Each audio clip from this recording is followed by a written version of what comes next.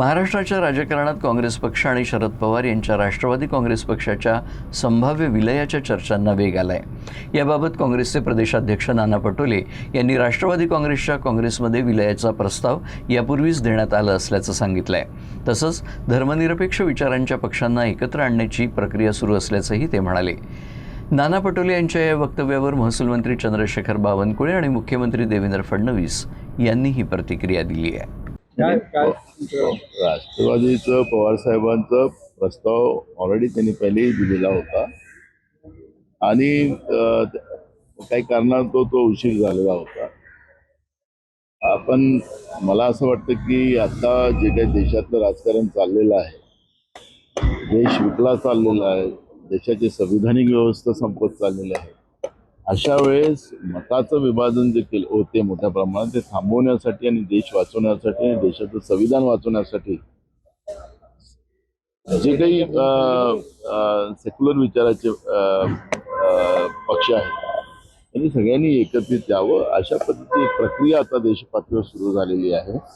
आणि त्याचीच प्रक्रिया आहे की तृणमूल काँग्रेस असेल, पवार साहेब असतील, हे सगळेजण त्या काँग्रेसच्या सोबत यायचा आणि विलीनीकरण करायचं असं एक मानसिकता आणि त्या पद्धतीचा भाव आता आपल्याला पाहायला मिळतो। मला वाटत नाही की शरद पवार साहेब किंवा सुप्रियाताई सुळे जसा निर्णय करतील, निर्णय केला तर शुभेच्छा आहे त्यांना, पण काँग्रेसचं काय त्यांचा इतिहास आला हे पवार साहेब आणि सुप्रियाताईला माहिती आहे। काँग्रेसमध्ये कोणी कोणाला विचारत नाही, एका घराणेशाहीमध्ये पक्ष पुढे जातो आहे। अशा पक्षामध्ये जिथे सार्वजनिक स्वरूपाने कुठलाही निर्णय होत नाही, जिथे कुठलाही कोर कमिटी किंवा त्या ठिकाणी काही पार्लमेंटरी बोर्डात निर्णय होत नाही, एकाधिकारशाही चालतं, अशा पक्षामध्ये मात्र मला असं वाटतं फार काही कोणी जाणार नाही। आणि काँग्रेस पार्टी आता अशी झाली आहे, तिला शेवटची घरघर लागलेली, त्यामुळे डुबत्या जहाजात मला वाटतं कोणी बसणार नाही। या विलिनीकरणाबद्दल बेगानी शादी में अब्दुल्ला दिवाना अशा पद्धतीनं जो काँग्रेसचाही नाही, जो राष्ट्रवादीचाही नाही, तो व्यक्ती बोलतो आणि मग तुम्ही सगळे विलिनीकरणावर चर्चा सुरू करता। पण हरकत नाही, पहिल्यांदा तर मी सांगतो की हे जे काही पक्ष तुम्हाला दिसतायत, या पक्षांचे नेते एवढे हुशार आहेत की बुडत्या बोटीमध्ये कोणी पाय ठेवणार नाही। काँग्रेस हे बुडतं जहाज आहे, त्यामुळे त्या बुडत्या जहाजामध्ये पाय ठेवतील अशी मला शक्यता वाटत नाही। तथापि राजकारणात हायपोथेटिकल बोलायचं नसतं, पण मी तुम्हाला सांगतो कोणी पाय ठेवला तर त्याचा आम्हाला फायदा आहे, आम्हाला नुकसान नाही। याचं कारण आम्हाला अधिकची पॉलिटिकल स्पेस ही त्याच्यामुळे उपलब्ध होते। विधान परिषद निवडणुकीच्या रणधुमाळीत अमरावतीच्या राजकारणात चक्क धक्कादायक ट्विस्ट दिसून आलाय। एकमेकांचे कट्टर राजकीय वैरी समजले जाणारे रवी राणा आणि प्रवीण पोटे यांचं चक्क मनोमिलन बघायला मिळालं। या घडामोडीनं राजकीय वर्तुळात विविध चर्चांना उधाण आलं आहे। अमरावती विधान परिषद निवडणूक चांगलीच गाजत आहे।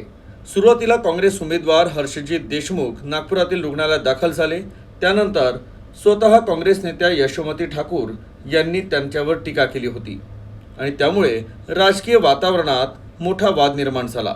यातच अमरावतीच्या राजकारणात आणखीन एक धमाका झाला, तो म्हणजे अमरावती जिल्ह्याच्या राजकारणात कट्टर राजकीय वैरी म्हणून ओळखले जाणारे दोन नेते म्हणजे महायुतीचे उमेदवार आणि माजी मंत्री प्रवीण पोटे आणि युवा स्वाभिमान पक्षाचे आमदार रवी राणा यांच्यात मनोमिलन झालं। प्रवीण पोटे यांनी आपला प्रचार तीव्र केला आहे। ते महायुतीतील नेत्यांच्या घरी नियमितपणे भेट देऊन ज्येष्ठ नेत्यांचे आशीर्वाद घेत आहे। यातच गुरुवारी रात्री ते रवी राणा यांच्या युवा स्वाभिमान जनसंपर्क कार्यालयाला त्यांनी भेट दिली। यावेळी उपस्थित युवा स्वाभिमान पक्षाच्या नगरसेवकांची सदिच्छा भेट घेत चर्चाही केली। विशेष म्हणजे प्रवीण पोटे कार्यालयात पोहोचताच रवी राणा आणि प्रवीण पोटे यांनी एकमेकांना नमस्कार केला आणि प्रवीण पोटेंचं स्वागत करण्यात आलं। यावेळी राज्यसभा खासदार आणि ज्येष्ठ भाजप नेते डॉक्टर अनिल बोंडे यांनी मध्यस्थी म्हणून मोठी भूमिका निभावली आहे अशी राजकीय वर्तुळात चर्चा आहे। तर या दोन्ही नेत्यांमध्ये अर्धा तास वर्तमान राजकीय स्थिती आणि निवडणुकीवर चर्चा झाली। या भेटीची राजकीय वर्तुळात मोठी चर्चा रंगली आहे।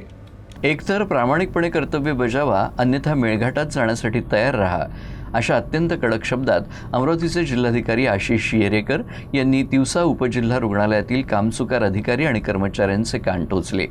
तिवसा उपजिल्हा रुग्णालयातील आरोग्य सुविधांचा बोजवारा उडाला असल्याच्या तक्रारीची दखल घेत जिल्हाधिकाऱ्यांनी शुक्रवारी सकाळी रुग्णालयाला अचानक भेट दिली.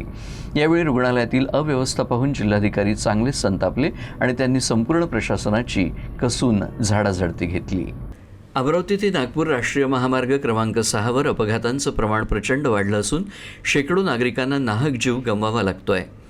मात्र तिवसा उपजिल्हा रुग्णालयात किरकोळ अपघातातील रुग्णावरही उपचार न करता थेट अमरावतीला रेफर केलं जात आहे.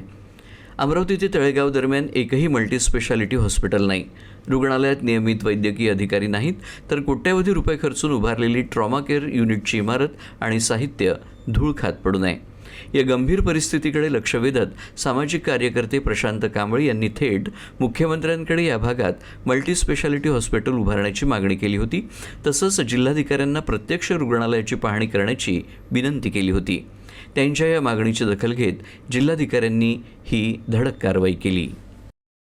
खरीप हंगामाच्या पार्श्वभूमीवर शेतकऱ्यांची शेती कामांची लगबग वाढलेली असतानाच अमरावती जिल्ह्यात मात्र खतं मिळवण्यासाठी शेतकरी जीवाचं रान करतायत. दर्यापूर येथील सहकारी शेतकरी सोसायटीमध्ये युरिया खत खरेदीसाठी शेतकऱ्यांची मोठी गर्दी उसळली आहे. भर उन्हात तासनतास रांगेत उभं राहण्याची वेळ या शेतकऱ्यांवर आली आहे. खरीप हंगाम सुरू होताच शेतकऱ्यांची शेतीपूर्व तयारी वेगानं सुरू झाली आहे. मात्र यंदाही युरिया खतासाठी शेतकऱ्यांना मोठ्या अडचणींचा सामना करावा लागतोय. दर्यापूर येथील सहकारी शेतकरी सोसायटीमध्ये युरिया खत खरेदीसाठी शेतकऱ्यांची मोठी गर्दी बघायला मिळते आहे. अमरावती जिल्ह्यात युरिया खताचा पुरेसा साठा उपलब्ध नसल्याचा आरोप शेतकऱ्यांनी केला आहे. त्यामुळे खत मिळवण्यासाठी शेतकऱ्यांना पहाटेपासूनच रांगेत उभं राहावं लागतं आहे. सध्या अमरावती जिल्ह्यात तापमान 42°C पुढे गेलं आहे. अशा कडक उन्हातही शेतकरी खतासाठी रांगेत उभे असल्याचं चित्र बघायला मिळतं आहे. मात्र प्रशासनाकडून पिण्याच्या पाण्याची, सावलीची किंवा इतर मूलभूत सुविधांची कोणतीही व्यवस्था करण्यात आली नसल्याचा आरोप शेतकऱ्यांनी केला आहे. खतांचा पुरेसा साठा उपलब्ध करून देण्यासह शेतकऱ्यांसाठी आवश्यक सुविधा उपलब्ध करून द्याव्यात अशी मागणी शेतकरी वर्गाकडून करण्यात येते आहे. नमस्कार साहेब, आम्ही रामदास भगवान चौपकार, मुक्काम पोस्ट शिवड, तालुका दर्यापूर, जिल्हा अमरावती इथं रहिवासी असून आम्ही सोसायटीत 5 वाजतापासून बसलेलो आहोत. आम्हाला अजून खत नाही भेटलं, दुकान बंद आहे. आम्हाला भूक लागली, तहान लागली, संडास लागली, इथं पाणी प्यायला जागा नाही ना संडासला जायला जागा नाही. आम्ही काय करावं? या लोकांना चालू करा, आम्हाला फटाफट खत द्यावा आणि आम्ही घरी चालला जावा. अमरावती शहराजवळील तपोवन जंगल परिसरात एका महिलेचा जळालेला आणि संशयास्पद अवस्थेतील मृतदेह आढळला होता. या हत्येचा उलगडा करण्यात पोलिसांना यश आलं असून या प्रकरणी महिलेचा मावस भाऊच तिचा मारेकरी निघालाय. अथक प्रयत्नानं अमरावती गुन्हे शाखेनं हा गुन्हा सोडवला आहे. अमरावतीच्या गाडगेनगर पोलीस ठाण्याअंतर्गत तपोवन संस्थेच्या जंगल परिसरात जळालेल्या अवस्थेतील 22 वर्षीय तरुणीच्या हत्या प्रकरणाचा अमरावती शहर गुन्हे शाखेनं अवघ्या काही दिवसात छडा लावलाय. मृत महिलेची ओळख काजल इंगळे अशी पटली असून तिचा मावस भाऊ चेतन थोरात याला ताब्यात घेण्यात आलं. आरोपी मावस भावानं हत्या केल्यानंतर ओळख लपवण्यासाठी मृतदेहावर पेट्रोल टाकून जाळल्याची त्यानं कबुली दिली. घटनास्थळी कोणतेही सीसीटीव्ही उपलब्ध नसताना गुन्हे शाखेनं शहरातील 300पेक्षा अधिक सीसीटीव्ही फुटेज तपासले आणि तांत्रिक विश्लेषणाच्या मदतीनं हा गंभीर गुन्हा उघडकीस आणला. आरोपी मावस भावाविरुद्ध पुढील तपास सुरू असून पुरावे नष्ट करण्यासाठी फेकून दिलेल्या वस्तूंचा शोध घेण्यात येत आहे. जन्ममृत्यू प्रमाणपत्र प्रकरणी घोटाळा होत असल्याचा गंभीर आरोप भाजप नेते किरीट सोमय्या यांनी केलाय. त्यांनी या प्रकरणी अमरावती मनपा आयुक्तांची भेट घेतली. देवेंद्र फडणवीस सरकारच्या काळात सुमारे 3 लाख जन्म प्रमाणपत्र रद्द करण्यात आली होती. मात्र आता करेक्शनच्या नावाखाली नवीन जन्म प्रमाणपत्र दिली जात असून जुनी प्रमाणपत्र कायम ठेवण्यात आली आहे. नावात बदल करून दुसरं प्रमाणपत्र देणं हे पूर्णपणे अवैध असून हा एक मोठा घोटाळा आहे, असा खळबळजनक आरोप किरीट सोमय्या यांनी केला आहे. मुंबईत अशा प्रकारची सुमारे 87,000 प्रमाणपत्र देण्यात आली असल्याचंही त्यांनी सांगितलं. तर या प्रकरणाची चौकशी सध्या पोलिसांच्या SIT मार्फत सुरू आहे. तर कल्याण, डोंबिवली महानगरपालिका आणि लोणावळा इथेही चौकशी समिती स्थापन करण्यात आली आहे. तर नागपुरातही मनपा आयुक्तांनी समिती गठीत केल्याचंही किरीट सोमय्या यांनी सांगितलं. तर अमरावतीतही या प्रकरणाची दखल घेण्यात आली असून अमरावती मनपा आयुक्तांनी चौकशीसाठी 15 दिवसांचा अवधी मागितला आहे आणि लवकरच चौकशी प्रक्रिया सुरू करण्यात येईल असंही किरीट सोमय्या म्हणाले. अमरावतीमध्ये जे केंद्र सरकारचं नवीन पोर्टल आहे त्यात अमरावती महापालिकेने वर्ष 2025 मध्ये 35,140 जन्म प्रमाणपत्र आणि वर्ष 2026 मध्ये 5,693 म्हणजे दोन्ही मिळून 40,000हून अधिक जन्म प्रमाणपत्राच्या नोंदी घेतल्या. त्यात किमान 25,000 जन्म प्रमाणपत्र बेकायदेशीररित्या सुधारणा करून वेगळं जन्म प्रमाणपत्र देण्यात आले आहे.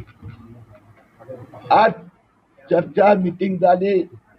जे महाराष्ट्राचे रजिस्ट्रार आहेत, जन्म निबंधक, त्यांचे प्रतिनिधी उपस्थित होते, DHO, आणि 15 दिवसात अमरावती महापालिकेचे अधिकारी या सगळ्याची 35,140 आणि 5,693 हे प्रत्येक दिलेलं जन्म प्रमाणपत्र, त्यासाठी काय सुधारणा केली हे चेक करणार आणि त्या पद्धतीने त्याच्यावर निर्णय घेणार. अमरावती शहरातील महाजनपुरा भागात शुक्रवारी सकाळी एक महिला विहिरीत पडली. अग्निशमन दलानं अथक प्रयत्न करत या महिलेला सुखरूपपणे बाहेर काढलं. अमरावती पोलीस कंट्रोल रूमकडून शुक्रवारी सकाळी 6:45 वाजताच्या सुमारास अग्निशमन मुख्यालयाला एक महिला विहिरीत पडल्याची माहिती मिळाली. अग्निशमन अधीक्षकांच्या आदेशानुसार अग्निशमनाचं पथक तातडीनं घटनास्थळी रवाना करण्यात आलं आणि या पथकानं तातडीनं घटनास्थळी पोहोचून बचाव कार्य सुरू केलं.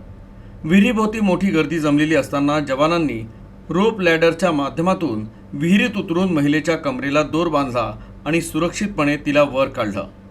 तर बचाव करण्यात आलेल्या महिलेचं नाव आशा दुधे असून त्या गडगडेश्वर मंदिर परिसरातील रहिवासी आहे. तर महिलेच्या बचाव कार्यानंतर त्यांना पुढील वैद्यकीय उपचारासाठी शासकीय रुग्णालयात दाखल करण्यात आलं. माजी मनपा आयुक्त प्रवीण आष्टीकर यांनी केलेल्या 100 कोटी रुपयांपेक्षा जास्तीच्या घोटाळा प्रकरणी विशेष चौकशी समिती स्थापन व्हावी, अन्यथा आमरण उपोषण करू, असा इशारा काँग्रेसचे नगरसेवक अनिल अग्रवाल यांनी दिला आहे.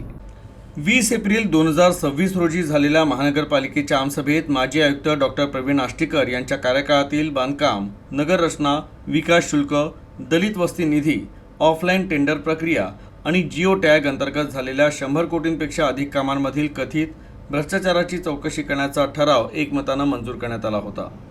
या प्रकरणाच्या चौकशीसाठी सेवानिवृत्त न्यायाधीशांच्या अध्यक्षतेत समिती गठीत करण्याचे निर्देश महासभेत देण्यात आले होते.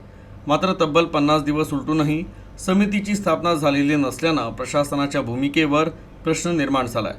प्रशासनानं तातडीनं भूमिका स्पष्ट करावी, 15 दिवसात चौकशी समिती स्थापन करावी, अन्यथा मनपा परिसरात आमरण उपोषण छेडण्यात येईल, असा इशारा नगरसेवक अनिल अग्रवाल यांनी दिला आहे. अमरावती महापालिकेत प्रशासनिक राजमध्ये तत्कालीन मनपायुक्त प्रवीण आष्टीकर यांच्या कार्यकाळात 100 कोटी रुपयापेक्षा जास्त भ्रष्टाचार झाला होता आणि हा विषय आमसभेत आल्यानंतर आमसभेने एकमतानं याच्या विरोधात सेवानिवृत्त न्यायाधीश आणि सेवानिवृत्त अभियंता यांची एक समिती नेमण्याचा निर्णय घेतला होता. 50 दिवस झाले, आज पावेतो ती समिती गठीत करण्यात आलेली आहे.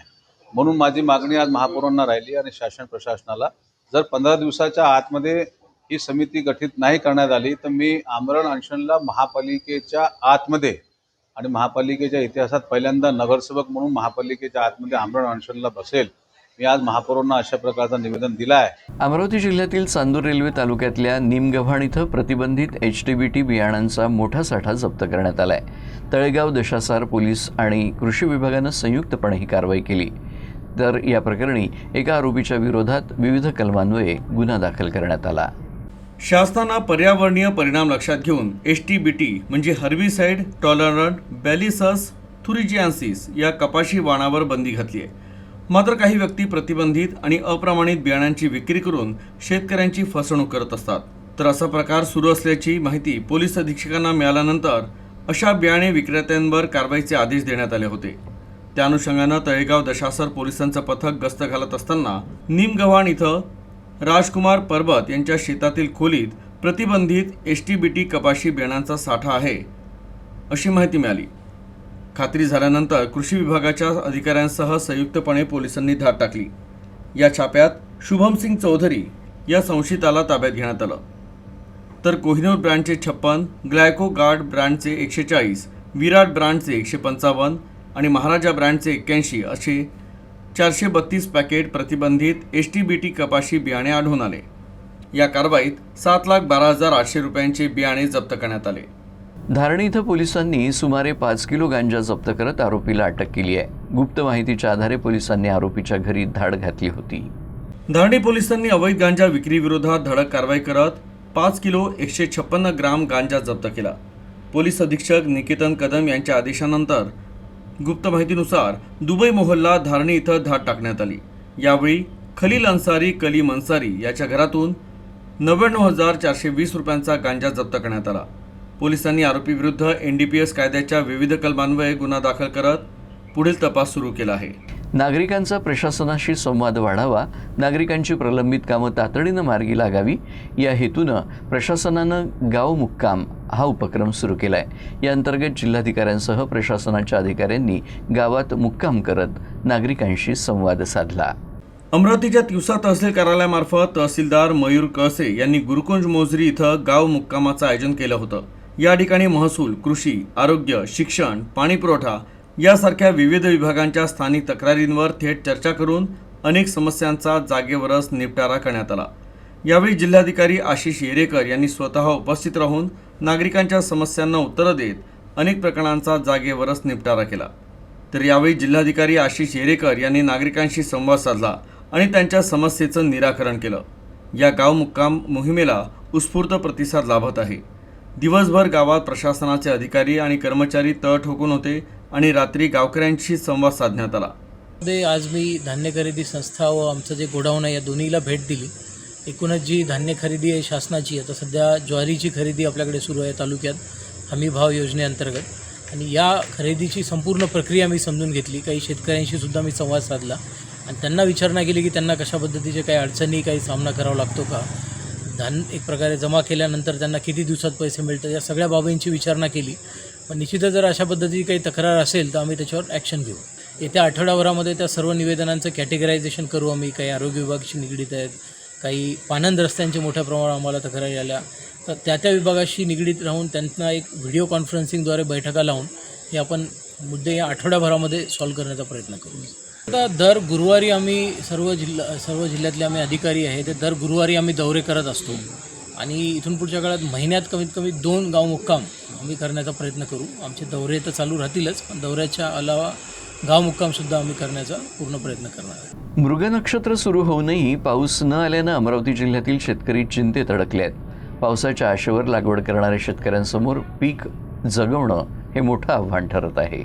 तळेगाव ठाकूर येथील प्रगतिशील शेतकरी दादाराव घोरमाडे यांनी 1 जूनपासून 5 एकर शेतावर कापूस पिकाची लागवड सुरू केली. यासाठी त्यांनी प्रत्येकी सुमारे 900 रुपये किमतीच्या 12 बॅग बियाण्यांचा वापर केला. मजुरांच्या साह्यानं लागवड करण्यात आली.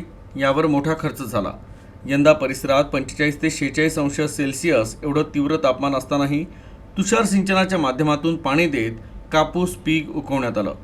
सिंचनामुळे कापसाची रोपं 2 ते 3 इंच उंचीपर्यंत वाढली आणि उगवण समाधानकारक झाली आहे. मात्र पाऊस लांबल्यानं पिकाला नियमितपणे पाणी देण्याची वेळ शेतकऱ्यांवर आली आहे. एकीकडे कापूस पीक वाचवण्याची धडपड सुरू असताना संत्रा बागायतीवरील संकट अधिकच गडद होत आहे. पाण्याअभावी अनेक ठिकाणची संत्र्याची झाडं वाळण्याच्या स्थितीत आली आहे. त्यामुळे उपलब्ध पाणी कापूस पिकाला द्यायचं की संत्रा बागेला, असा गंभीर प्रश्न शेतकऱ्यांसमोर निर्माण झाला आहे. तर वन्य प्राण्यांपासून पिकांचं संरक्षण करण्यासाठी देखील शेतकऱ्यांना मेहनत घ्यावी लागत आहे.